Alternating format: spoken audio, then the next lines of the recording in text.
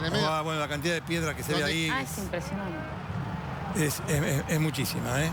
Hay un grupo de Ahí policías. es el grupo de policías, lo vemos adelante. Claro. Es increíble, son Un grupo apenas de policías un grupito. Quedó muy aislado, ¿no? Muy aislado y muchísima Quedó menos aislado, sí, cantidad sí. Se dieron cuenta y es como una horda que se les va Sí, encima. sí, Yo lo no que sé estamos la viendo. integridad de estos hombres, Es como... impresionante. Sí, tuvieron que retroceder. Es muy La impresionante. policía tuvo que retroceder.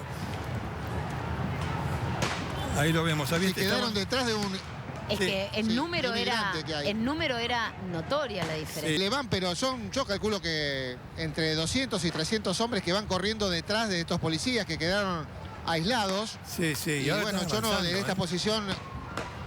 No, y avanzan, arriba parece como si fuera una nube de piedras, ¿no? Es impresionante. Sí. Está cubierta. Sí, sí, claro. Yo te contaba, Ricardo, Sí. que habían retrocedido más allá de la mitad de la plaza. Claro.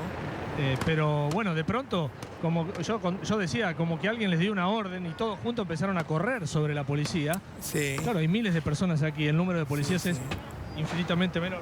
Bueno, ahí le dieron al parabrisas del móvil.